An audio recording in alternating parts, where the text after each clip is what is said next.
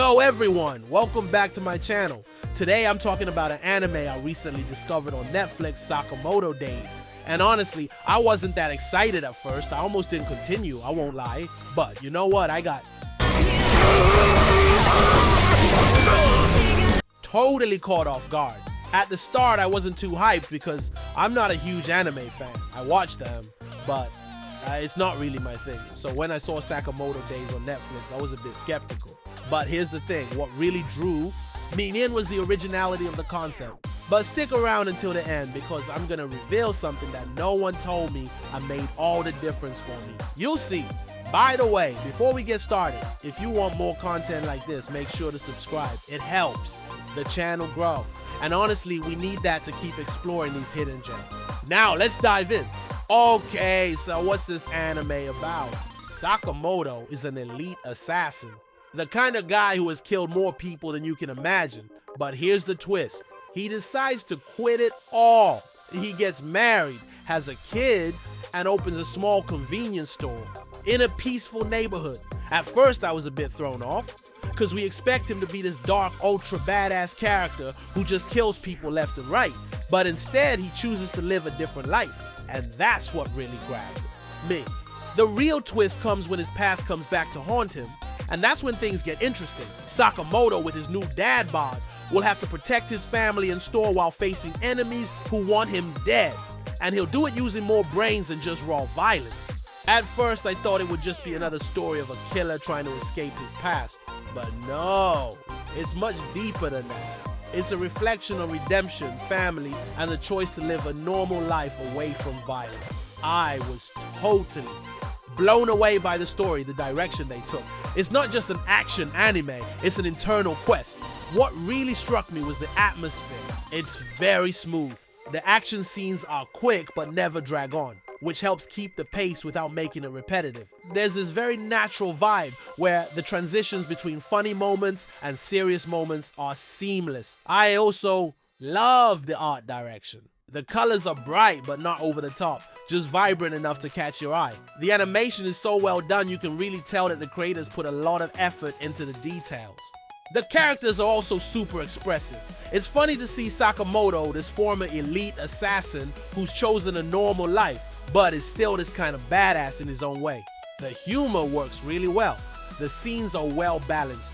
You laugh, you worry, you get attached. In fact, it's refreshing to see an anime where it's not just about senseless violence. Even when there are fights, they have a purpose. You can see the characters have real depth. It's not just for show. I wasn't expecting that at all. Honestly, I thought it'd be an anime that would bore me after a few episodes, but I was curious to see how it would evolve. Let's talk about the characters. First, Sakamoto is at the core of it. He's not just a killer who's gonna crush bones. No, he's a man who chose to leave his violent past behind to focus on his family. But his past is always lurking. He constantly has to juggle between wanting to protect his family and the temptation to go back to his old ways. That really spoke to me because even if we're not all ex-assassins, we can understand the dilemma.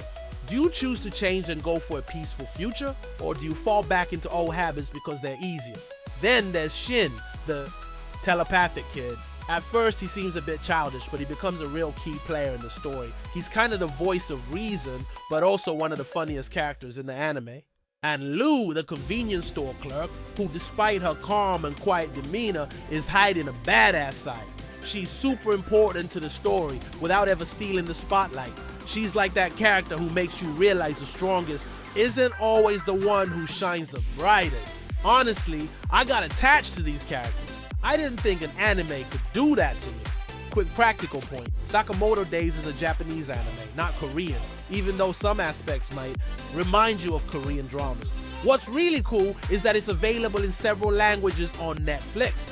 You can watch it in Japanese for the purists, French, the French dub is solid, no worries. English, Spanish, German, pretty much every major language, so no matter what your language is, there's a version that works for you.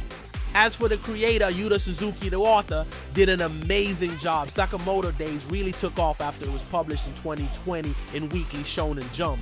This guy knows what he's doing, and that's also what made me appreciate the anime on a deeper level. It's not just entertainment, there's real work behind it. So why do I recommend this anime? It's because it's super accessible. You could be totally new to anime and still get into it easily. What's great is that you don't have to be a hardcore anime fan to enjoy it. It's an anime that takes you by the hand and shows you a simple but well-told story. I found myself watching Sakamoto Days with friends, with family, and trust me, everyone loved it. And now, here's the thing that will make you go from "I'll check it out" to "I can't miss it." Sakamoto Days. It's not just an action anime, it's a story about redemption. It's the story of a guy who could have stayed stuck in his assassin past, but decides to turn it all around and live a normal life. And even though it seems cliche, the angle they chose really hit me. Because you see, even if you've made mistakes in life, you can always choose to change, to take another path. That's the idea that really struck me. It's not just about cool fight scenes, it's a deeper reflection on the choices we make and how they define us. Honestly, I wasn't expecting that at all. And that's all for today. Thanks for watching until the end. If you like this, don't forget to subscribe, like, and share it with a friend who's looking for a great anime.